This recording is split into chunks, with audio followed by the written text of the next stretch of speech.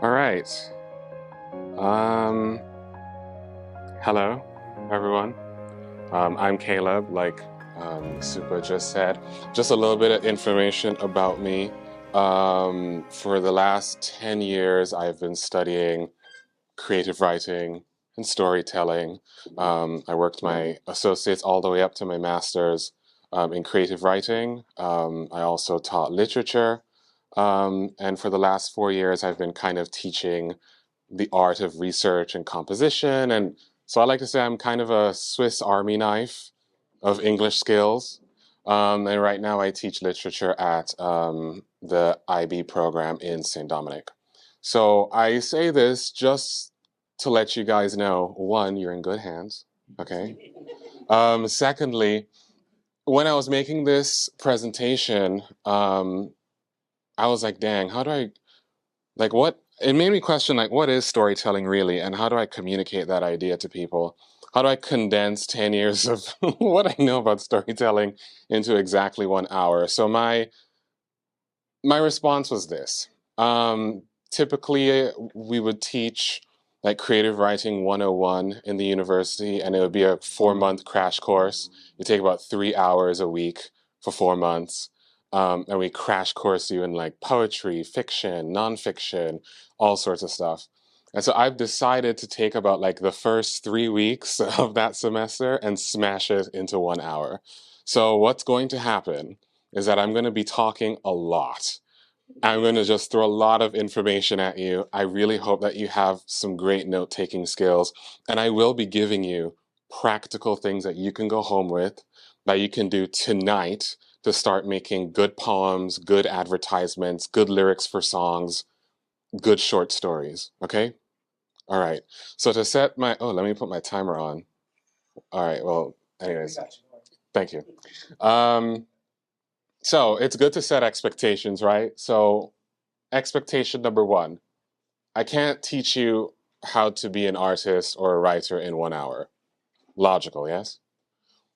I can't teach you how to do it in 2 hours either, right? I also can't teach it to you in 3 hours. This is called the rule of three in comedy. I thought it was hilarious. But what I can teach you are some essential tools for effective writing, an introduction to some fundamental skills, and a real roadmap that will take you from wherever you are to where you want to be. Does that make sense? All right. So I've got a few quotes in here. Oh, and I've got reading recommendations too.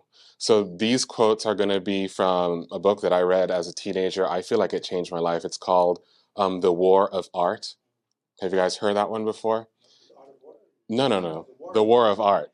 Yeah, yeah. It's a take on that, right? But it's made for artists that will talk about what art is all about. And this is one of my favorite quotes. It says, "As artists and professionals, it's our obligation to enact our own internal revolution, a private insurrection inside our own skulls." And so to start off, I just wanted to state that storytelling essentially is about design, right? It's about designing images, feelings inside your body, outside your body, using all of your senses to tell people in your community what's going on inside you and around you, right? And so, what makes a great story? I know this is not numbered correctly. I knew this for days, but I didn't want to change it. What makes a great story? These are three truth bombs that kind of shaked my world when I came to university for the first time. My professor would say, in writing, ideas mean absolutely nothing. In creative writing workshops, because they're tenure professors and they make six figures, they'll just tell you anything and you just have to take it. My professor would just be like, look, man, ideas aren't anything. Like, throw them away, it doesn't matter. Rule number two, in writing, how you say something means everything. And three, it's all about the detail. Now, number one sounds really negative. It sounds very discouraging. But I would flip that and say it's not that your ideas mean nothing. If you read rule number two, it means that any idea works as long as you know how to say it correctly. That's why your ideas mean nothing. because you can use language and senses to make just about anything work if you have your craft. God forbid you have a great idea and you don't have the skill to match your ambition, right? That's kind of why certain people or projects that come out, or even your own writing, I know this happens to me all the time, things read as cheesy or corny or like, oh, this sounds too like pretentious, I don't get it. There's probably something in the skill set that you're missing, right? So my agenda today is to convince you of these three things, right? And that's what we're going to walk away with. And these skills are transferable. So I know some of you are teachers or educators or whatnot. These can work for kids too. You just have to dumb it down for them a little bit, make it simpler, and as they grow, they can increase their skills of perception to match that, okay? So this theory, I made this one up. I make this up because stories help, ironically, to make things real for people, right? So I want you to imagine hundreds of thousands of years ago. My mouth is really dry. Hundreds of thousands of years ago, when human beings were in troops, in flocks, I guess, of cave people, we would go out hunting, right? We were hunter-gatherers. Now imagine the troop has group A and group B, okay? They both go out every afternoon and they kill for food, okay? They come back to the fireplace. Caveman A says, hey, today we went out and we killed a jaguar and, well, wasn't that nice? Anyways, here's the meat, you know, like eat up, bon appetit, right? Caveman B says, you know, this afternoon I went to the river where my father taught me how to be a man for the first time. And as I got into that river, I could feel the hairs on my chest and back stand up. And I remember clawing out of the bank, the river bank, and I filled the bottom of my nails with mud, and I could feel the rocks scrape my knees. And I felt like, you ever had that feeling where like one ear just stands up just at the tip because something feels a little bit off? And as I looked up, two big yellow eyes were staring right at me. That jaguar that we're having for lunch, that's the jaguar, right? Now I am going to ask you a question. Which caveman had the better story? Hey, I'm hungry. Whichever. Good one, good one. But the one that had the detail, right? Now, God knows if one caveman was abducted by UFOs and taught the secrets of the universe, his story did not communicate that because he did not have the skills to communicate his idea. Okay? The one with the successful story used his gift of perception, his body, what's going on inside him and around him, to communicate what happens to him. And that's where your best stories exist. It exists matching your skill level to your ambition. All right? So that's my caveman theory. And for this session, we're trying to teach everyone how to be better cavemen, right? It's called the art of storytelling. I wanted to say like how to be a better caveman, but that wouldn't work for marketing, like no one would come. So we did storytelling instead. I want you to imagine that the left circle here represents, so this set, the whole Venn diagram represents all of human history, right? Our heritage as human beings. I want you to imagine that the left-facing one represents everything we know about for sure. The sky is blue, grass is green, water is wet. And the other circle represents what we absolutely have no idea what's going on in the world. Whether it's mysterious spiritual forces or I don't know why the sun looks that way, whatever it is, right? Your stories and artists, I think, ideally exist in this middle space, right? They're bridging the gap between what we absolutely have no idea what's going on and like what we know is going on, right? Does that make sense? Yes. And so we're trying to figure out how do we get our stories in this space. Here is fine, but this is most definitely our sweet spot. And I always say like out here is like, you ever have those artists that were ahead of their time and so they die and 50 years pass and then in 50 years they're like the best thing we've ever seen? Right, well those artists live all the way over there. Okay, now the circle can move over time and bring them back to the center. We see that all the time with like geniuses. But best if you want community and you don't want to live a sad, lonely, depressed life, I suggest you choose the middle part. I think the middle part is a great place to be, right? So, keep profile here. I got two key profiles. I always say if you want to be a good storyteller, you need to train yourself in these four domains. That's perspective, so refined skills of observation using your seven senses. There are seven senses, so because I know people are looking at that. Understanding differentiation just means I tie my shoes differently than my grandfather might tie his shoes, right? There's a story behind that. Does that make sense? My grandfather currently does not walk, right? He has a whole life story behind that. When I observe that, when people observe that, there is a differentiation between that. Being a good storyteller is being able to use your powers of observation and bring that into a story, right? I always like to say, I like to tell my students to write a small paragraph about how a little girl ties her shoes, and then write another paragraph about like how a grown man might tie his shoes. And I have to be able to read it and tell, without you telling me their age or gender, how they did that. Those are the types of exercises we like to do with perspective. Voice just means the way that you speak, unique things about you. We're going to cover an exercise that specifically covers perspective and voice. So you'll get the hang of it once we do a few exercises. And then technique, form, and style. We just talked about the ability to match your skill to your ambition, and like that leads to like the corny, cheesy effect if it doesn't match up. Um, you always want to find technical ways, whether it's following a specific story, a specific poetic form. Things usually have forms, right?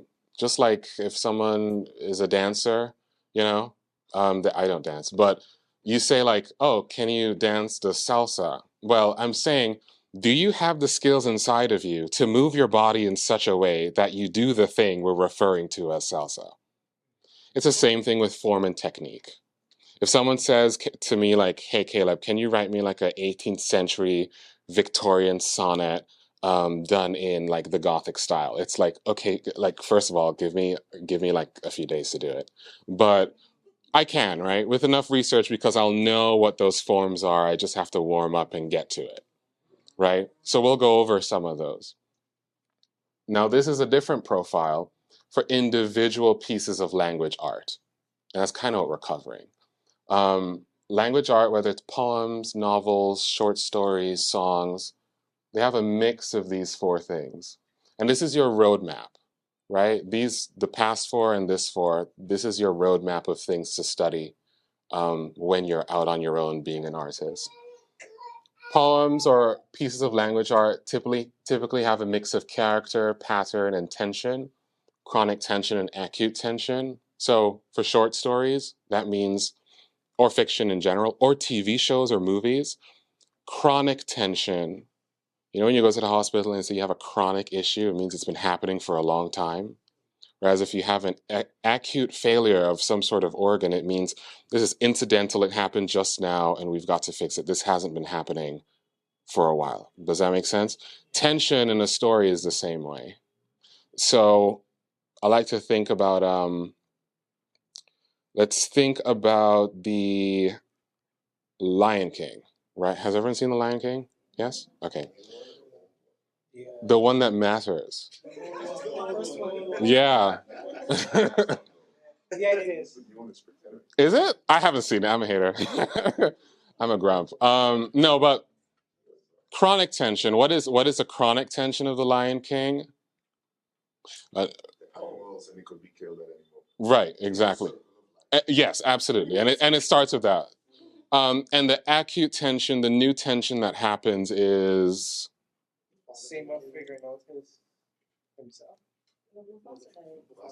it's Scar's fight for the throne, where he sets this plan in motion, is a new form of tension. So there's always, and you can do this with movies, comic books, anything. There's always a chronic and then a series of acute tensions that kind of go in a cycle. But mm,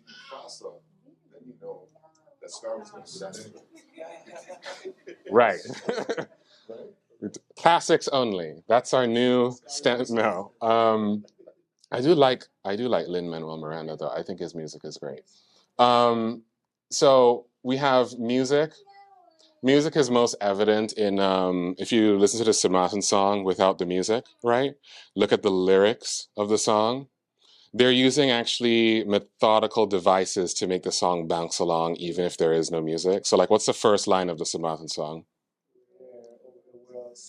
You find a right. So they're using sound techniques that you'll want to be able to study, right? Different cultures have different sound techniques. Europeans have their own. Caribbean people have a very specific type of sound technique.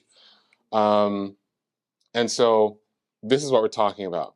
Now, for this session, we're going to be talking mostly about imagination and sensory perception because I think that's the most important. So I know what most people are thinking. You're talking a whole lot. You just told me that there's a lot of moving parts that I cannot master in 1 hour flat. And your main question is probably, how do I just get better? And this would be my advice to you. Number one, you are what you eat, right? So if you want to make good stories, you must ingest good stories. Not just read, listen to good music, good movies, good comic books. Good stories are pretty much everywhere.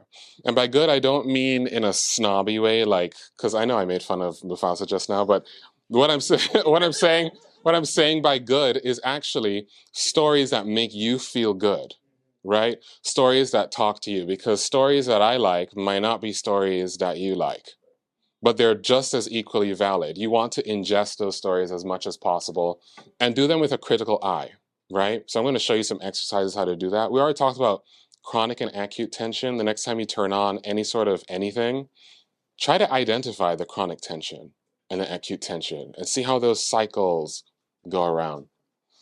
Daily practice with the right exercises, which I'm definitely going to help you with today. Curiosity, research, and development.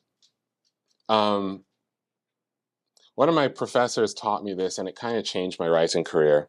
He told me about a practice he would do called tracing, um, and he's really successful. I can't say the franchise that he wrote because it would be weird and obnoxious, but um, I admired him so much, and he sat down to me and he said, sometimes you just have to sit down and trace. I said, what do you mean by tracing? And he was like, you know how you learn to draw by like tracing over pictures over a television screen because you didn't know how to like draw Spider-Man or whatever?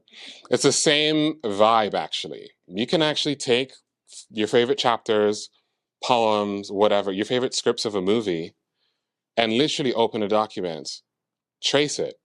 I mean, take 2 hours a day to do it. I don't like no, do it, right? Because it goes from your fingers through your neurology up into your brain and it becomes a part of you. And that goes back to saying like we are what we eat. So I would gather like 7 of my favorite authors, go through their books, pick like 2 or 3 things that I really liked about them, took all those instances and then traced them over once or twice, then put it in my own words, and then remix it together and be like, I'm going to swap this metaphor out here and swap this one. And I'll take this writing from the 15th century and then take this one from 2011 and then take this one from 1984 and then smash them together and they became like a completely different thing. That's minds, obviously. So it's minds and it's also none of those separate things because I've combined them, right? That just takes research and development time. And once you do that, you'll gain time and life experience. I promise you, if you do step 1, 2, and 3, just give it time and you will automatically get better. I have this discussion with all of my writing friends where I was like, I didn't really do much this year, but like I started writing again and all of a sudden I'm better because I've been reading so much. It's kind of like that. The last one is just a little bit of encouragement, but see yourself as living a life worth making art about. Okay? Nothing is too small or trivial or stupid or like weird or whatever. Like nothing, and things don't also have to be profound, right? and we talk about caveman stuff and all that. But, you know, sometimes you just want to tell a story about, like, I went to my grandma's house today and I really liked how she cooked and it reminded me of a thing that happened. You can also do that. It doesn't have to be profound. Storytelling is about you, not about impressing other people. So if you're enjoying it, that's all that really matters. So I've got good news. Almost all forms of storytelling is the art of design, which is the precise placement of elements to convey what's going on in and around you. That also means that storytelling is one of the most affordable and versatile art forms that we have. And those skills are transferable and infinitely scalable. So you can take these skills and transfer it to advertising. You can transfer it to song making. You can transfer it to a book review. You can transfer it to, I mean, I did it just now with the caveman thing, right? Like, I also transferred it into this presentation for communication purposes. And that just means, like I've been saying, your poems, movies, novels, they all have a combination of those two profiles that I showed you. And so if you want to get good, you want to be able to label, identify them, and absorb them. Is this making sense? Yes. Okay. So we're going to go on to the practical part of the workshop. And this is another quote I just want people to remember. The most important thing about art or storytelling is to do the work. Okay? Nothing else matters except sitting down every day and trying to tell a story. Doesn't matter if it's bad, as long as you sat down there and tried. There are days, like, or weeks, honestly, months sometimes, where I'm writing something and nothing comes of it, right? And people would be like, oh, but you've been writing this whole time. Like, where's the stuff? And I was like, I torched all of it because I didn't like it. I was like, oh, but like, you shouldn't do that. I was like, yeah, but I don't know what to tell you, right? But that's not the point. The art is the process, not the product. Okay? You're not trying to, at least for me, I'm not trying to sell something. I'm trying to make something happen. If people buy it and like it, that's fine. Like, I'm shocked that there's this many people in the room. If people like it, it's fine, but it's about fulfillment of self when you write a story, okay? All right, so this is the first practical piece of information, and all of these things I've actually learned in university from reputable writers, and they've helped me so much, and I hope they help you as well. You want to carry something called a bits journal. I'm sure many writers already have a version of this. A bits journal is, I challenge you to do this, right? For the next month, you're going to open a voice note log or a thing on your phone or whatever, and you're going to choose 10 things every day that you have identified. And try maybe to do it with your different senses, because we're all very sight oriented. Try to do it with your different senses. It's fine if you don't, but try, right? The point is to get pieces of information that you're observing from your everyday into your art. That's what makes it unique. Remember, the caveman story was good because he was able to reference, what happened to me when I was a kid? What did my father tell me at that river? How much mud was under my fingernails? How were those rocks cutting me up? What were the color of those jaguar's eyes? How did my body feel? You want to take 10 things every day and put that in your journal. And I'll show you just how useful that is, right? Everything is allowed. Nothing is too stupid, silly, or small. Save absolutely everything in the bits journal. You never know when you're going to need it. And you're going to learn how to steal ideas from your life and others around you. Some of my favorite poems that I made with like things I would hear on the bus going around town. Like, somebody was like, "And my boyfriend broke up with me, and then he like left a jar of his toenails because he wouldn't want to pick it up." Blah, blah, blah. And I'm like, "Oh, okay, go on." And so they ended up in a poem. I have no idea who they are, but you know, that kind of stuff happens, not as dramatic, right? But that kind of stuff can and will happen, especially if you're teaching kids. This is a great way for kids to realize, like, how do I feel when someone does this to me? How do I feel when I'm learning how to use my body in this sort of way? If you can get kids that you're teaching to make a bits journal of 10 things they observe every day, you'd learn so much about what's going on from their perspective, and you'd be training them to be natural storytellers for the rest of their life. That makes sense? So it's a tool that you can use, and also anyone that you're teaching, because I believe you have a lot of educators in the room, right? Show of hands, who's an educator? Oh, only two. I thought there was going to be more. But okay, you two, and if anyone has kids, that would be great. So why a bits journal? Remember, we're trying to be the better caveman. So we're training our mind to observe the world through a writer's lens. You're going to build a library of raw material that you can use in songs, poems, and essays. Your favorite songs, by the way, are littered with great details, right? The songs are telling you details so you can picture either yourself in the songs or the artist's life in the songs, right? The music video in your head. Detail is everything. This type of document will reduce writer's block, meaning when you sit down to create your next piece, you've got bits ready to work with, right? Let's say you do this for 7 days, all right? You have 70 interesting details or mundane details or whatever from your life, okay? Half of those don't work, you've got 30. Half of those don't work, you've got 15, which is still a lot. Half of those don't work, you've still got 7, which at least makes a great poem. Okay, you do that for 3 months, and you're gonna have so much stuff. You won't even be able to like go to the supermarket without seeing something that could be an essay, a poem, or something interesting. I promise you. So slow down, slow down, slow down, because art is about what you noticed. Start making records of the very small things that you notice. Okay. Boy, it depends what your life is like. No, well, I'm thinking about my life. The way I slow down, I have blackout periods in my life where I don't look at my phone, and I go walking, and I just like don't bother me, and it makes my parents very mad.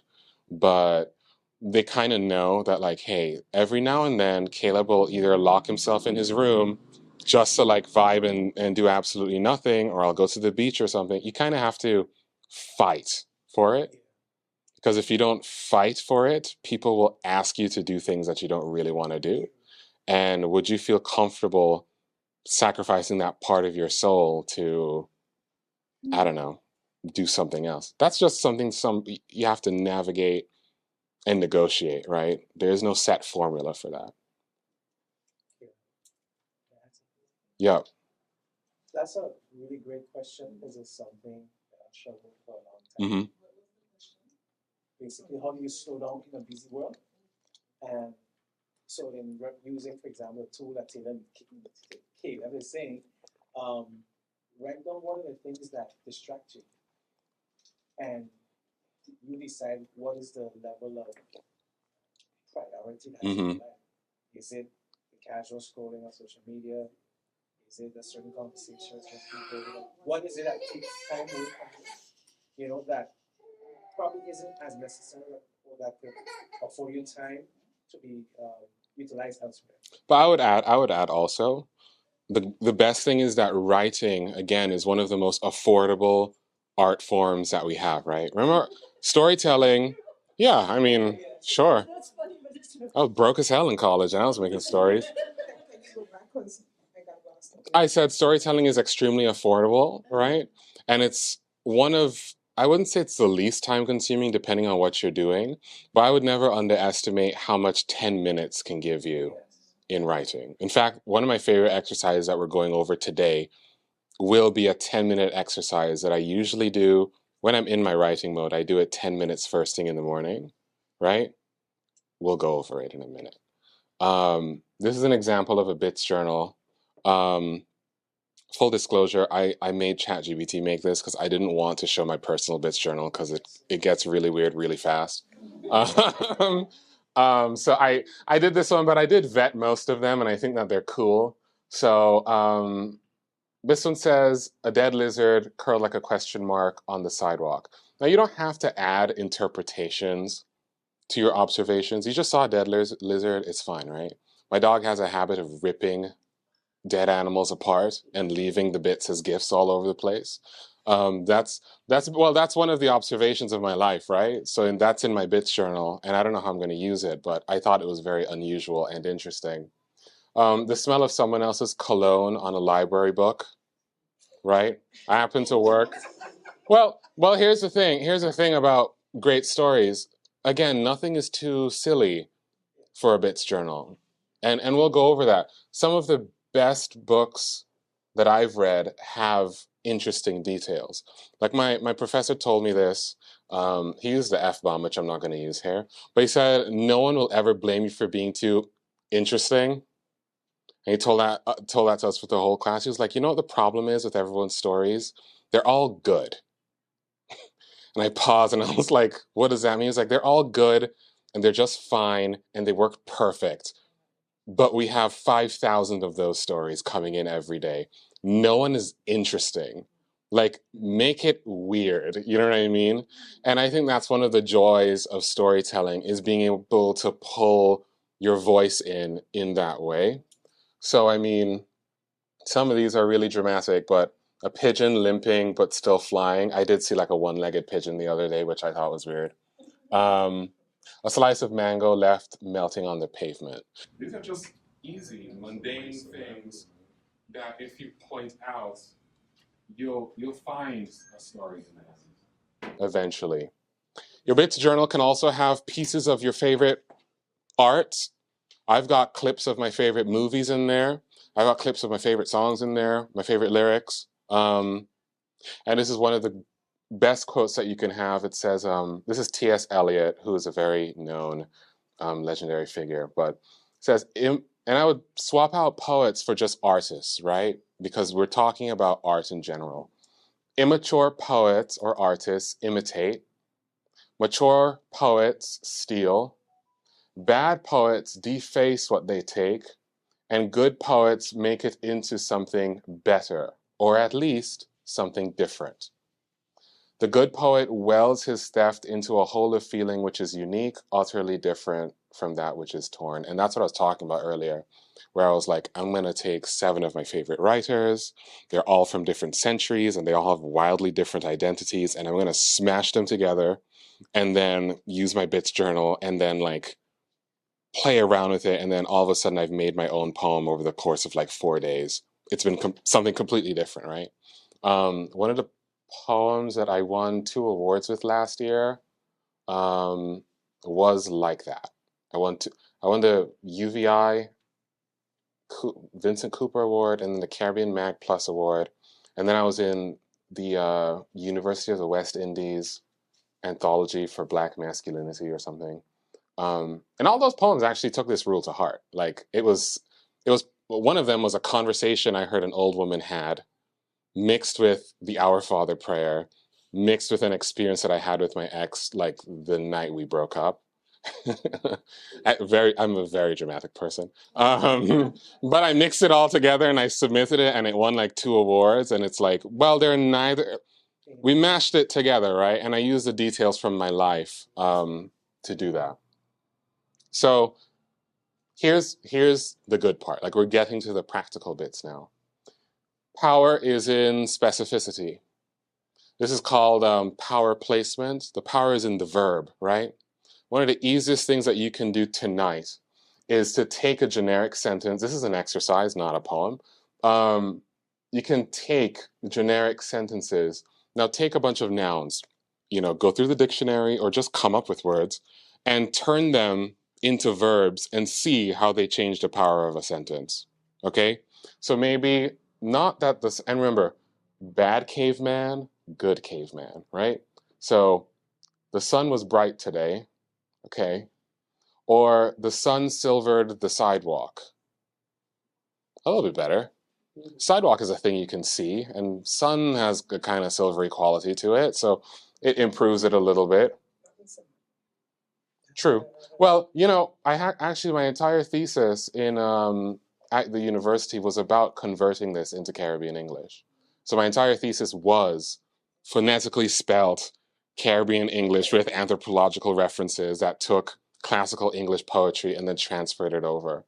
So great point.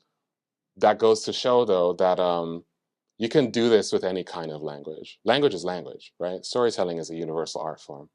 So they would not talk, it was quiet, or his silence iced the room, or I'll never forget the way you said goodbye versus your goodbye curdled in my chest. Or this is my favorite one. The two lovers hugged in the moonlight, or my hands hungered across your salted back, right? So we're talking about, yeah. Someone was just like, it's hot in here. No, but you see the power of just simply taking a simple sentence and finding where the power is and swapping a noun with it. And it doesn't have to be either like this boring or like this sensualized, but you can kind of teach anybody how to do this. And the beautiful part about language is that, one, it doesn't have to be in standard English. This could have been in any kind of English. It could be like the way you text like one of your friends. It doesn't actually matter. But that formula is kind of what you can go home with today, use your bits journal, and then play around with that, and you've got some great stuff going for you. Hmm? Not seem long-winded in how you're presenting your idea. How do you mean? Some people will just translate that and just just try to put too much into it. Yeah. Well, sidewalk and you keep going about the sun and this and that. Yeah. Or the night sun in the summer night. Yeah. Yeah. But you see, that takes timing, and that's something that, because we only have an hour, I would encourage people, again, ingest good stories and start tracing. Start tracing and be like, where do they stop when they're describing things, and how can I stop when I'm doing that as well, right? And so this is a great exercise that you can just take home. Everyone has this done, right? Hang on. You can. I can. Yeah. We can send this back to you. I told you I was going to blast a lot of information very fast. I want you to get your value in 1 hour. So these are types of metaphors, right? Metaphors create meaning by colliding two things that are very different with one another. Okay? Now, we've been taught that there's only like a metaphor is a metaphor, but there's technically three. Okay? And they each create meaning in a different way using different pieces of language. So an expressed identity metaphor asserts an identity between two nouns. So fear is a shadow, right? A cloud is a sailing ship. Those things are not literal, but you get a sense of literary meaning from them because they're colliding two things that are not literally true. Make sense? Qualifying uses adjectives to qualify nouns, adverbs to qualify verbs. That's kind of what we did just now, right? The sun silvered the sidewalk. The sun isn't made out of silver. Does that make sense? So if you actually go back, his silence iced the room. Silence cannot reduce the temperature of a room, right? But you know immediately what we talk about. Your hands cannot eat, right? And yet that was everyone's favorite line because we juxtaposed the idea of desire with touch and hunger, and it created a detail that was very intense. It's like the best way. Anyways, I'm not gonna say anything. I was gonna say it's like the best way to like raise somebody up, you know, just hit them with the poetry. No, but that was qualifying, and verbal is formed by the conflict between verb and subject. So clouds sail, or the frost gobbles up the summer shine. Okay. Again, these are skills that you can teach your younger kids. I also wanted to do. I think this would be great for elderly people too. Get their stories out of them, and so these are some formulas that you can use for expressed identity. X is Y. Fear is a shadow, right? The Y of X, the shadow of fear. X is Y. Fear is shadow. So remember, I wanted to prove to you that your ideas don't actually matter. It's how you say the ideas and matching your skill. So I did this little game. I just chose a bunch of random words. You can also select nouns from your bits journal in the dictionary and play with these forms. You'll almost always find something interesting, but let's say we have freckle, hairline, voice, hope, dream, chain, burger, phone, umbrella, memory. So what are some examples? How can we express identity, two of these words together? So we have X is Y. So I would say the freckle of memory might be a good one. Just work with me here, please. Right? Freckle of memory. Hope is a dream. Hope is a dream. Okay. Go on. Umbrella of memory. Memories umbrella as well also works. Does it protect you from something when it's open? Right? Mm-hmm. Your phone is a chain. I mean, everyone's phone is a chain now. Right. But we see how like right. But you see how like just taking it in the formula it's about meaningful collisions, right? Right. So nothing is going to be easy the first time. This is like a muscle that you're activating, and the more that you have your bits journal and the more that you have these nouns and you acquaint yourself, you'll be able to come up with some stuff. So this is not a poem. I just structured it that way because I don't know. Shame's freckle never fades, right? Her freckle is the voice of her mother's soul. The freckle of memory marks every photo. Fear's hairline always precedes. The hairline of truth runs down my family's forehead. My voice is a borrowed nap. My dreams bruise throbs in my walk. So you see how you can take those collisions and come up with an idea and then stretch them out, and then all of a sudden you got one killer sentence. Much of writing is being able to get killer sentences over and over. You're like feeding them like Hansel and Gretel like to the witch's house. Like these are the crumbs that you're giving them to get them to the end of whatever you're making. Does that make sense? Yeah. And so here's a few more.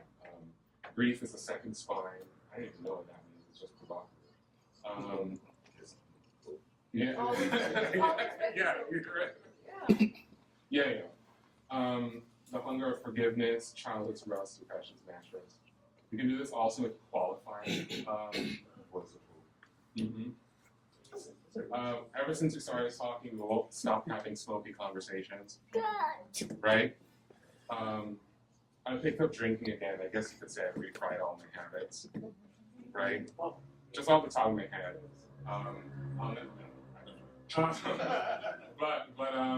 I'll never forget how many people died at that Hollow Railroad. You know what I'm saying? Meaningful collisions that are fueled by your ideas. And you can do them over and over. Now, this is a 10-minute thing that I wanted to talk about. Let's see how far. I think this is... If anything extra, this is the last thing. All right, this is the last thing that we're going to do, right? We're going to do 10 minutes of what I call object writing. You do this for 10 minutes every day. Choose a random object in the room or whatever, right? Like cup, phone, puddle, shoelace. And you use all of your senses to describe that for 10 minutes. Your senses being touch, sight, taste, smell, hearing, sight. Kinesthetic means the motion in your body. So like, when you go up and down in an elevator, it feels kind of weird. Organic is also the feelings inside your body. So like, oh man, I have an upset stomach, it feels a certain way. 10 minutes of that to unlock memory, emotion, and voice. Free yourself from the need to be original, to make sense or be good. It does not need to stick to the same word or theme. You don't have to commit to any idea, and you don't need full sentences. No one's going to read this. This is your personal journal. So, I don't think do we have time to do that for 10 minutes? Yeah? Would we want to do that for 10 minutes, or you want to race to the end of this? It's up to you guys. I'm going to process.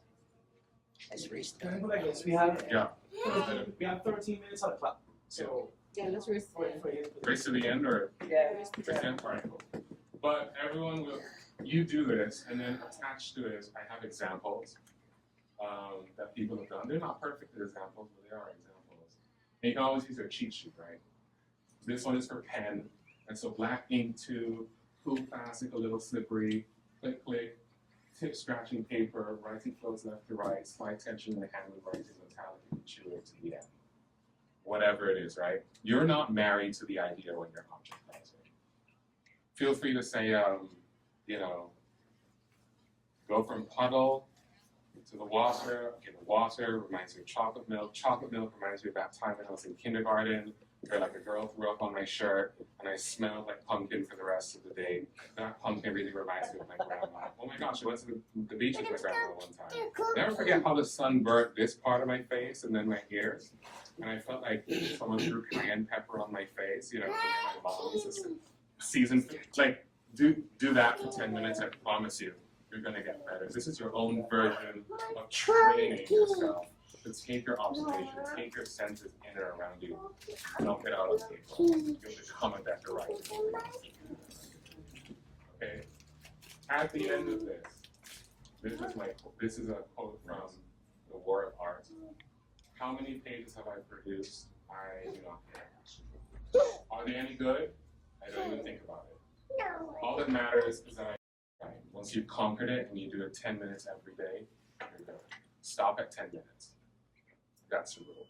The rule is like that because if you, by day number 8, you're going to be at 10 minutes and you're going to be like, oh, but that pen is so hot, like I need to keep going. But stop. Because if you stop when you're on fire, it means the next time you pick up a pen, you'll be on fire, right? So that's your hack, actually, psychologically, to kind of get rid of writer's block, because it'll always be like on the edge, so then you stop, and you keep going and you're on the edge and you stop. Consistency is more important than taking big leaps of creativity. So always stop yourself at 10 minutes. These are the extras, and the extra is really just about, this is where I prove my point, basically. This is a set of haikus. A haiku is a Japanese form of poetry that uses 5 syllables in the first line, 7 syllables, second line, and 5 syllables on the bottom. So those of you who are educators and deal with kids, this is brilliant to get kids into, because I would make, when we teach creative writing in university for first timers, we're like, yo, make a haiku about your daily observation on the toilet. Do it on the bus. Do it when you're waiting to get your haircut. Do it while you're in class. Do it when the meeting. Do it when GB goes off. Like, just keep doing it. It's actually going to train you to keep tight, keep the images tight, and get your point over with, right? Like also when you're talking about going over and over. Right. So this is a showcase of everything that we've done. This haiku has some daily observations in it, sensory information. It's got the types of metaphors that we've created, and each unit is one haiku. It's a haiku chain. Does that make sense? Yes. And this isn't meant for publishing. This is just like something you do in your journal, not to write stories. That wasn't the point. The whole point was to get your form intact so that when you write the story, you write it 10, 20, 30% better had you not been doing this at all. Right? It's like conditioning training. Yeah. Condition yourself first so that when you actually have to do the thing, you can do the thing. This, to me, was like my best gift to give all of you for the session. So I'll read it really quickly, tying it all together. Grief's jaw also is very macabre. Grief's jaw stays locked tight beneath my morning silence. The tea fogs the glass. Haiku. Memory's shadow spills down my back like wet ink. The chair. Shame's breath in my cup, faint perfume of something lost. I drink and forget.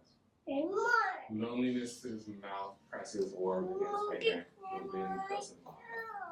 Hope's spine bends inward. Cracked like a chapel window. Light still spills through it. Desire's wet fingerprint smudged across the mirror's face. I stare anyways. Good caveman mechanics, right? Full of detail, full of metaphor, full of images. You know what my body is doing at the time. And yes, this is a poem, but the skills required to get this poem done well is actually the skill that you will need for the next song that you write, the next novel that you write, the next poem that you create, the next advertisement, right? Let's say I wanted to advertise like Frosted Flakes cereal, okay? Frosted Flakes cereal, you can easily make some sort of metaphor, like plug a socket into your morning, Frosted Flakes cereal. Good advertisement, right? I mean, you're using metaphorical language that is very physical. That is storytelling in design, right? So to remove the idea that storytelling, story is like a thing on paper that you read to people, to story is actually design all around us, is actually the most important thing. I'm hoping that those practicing your skills of observation will help you to engage with stories around you and also make your own very effective. Yes? Okay. That's 10 minutes and sharing if we have time. This is a toolbox. Action there. That's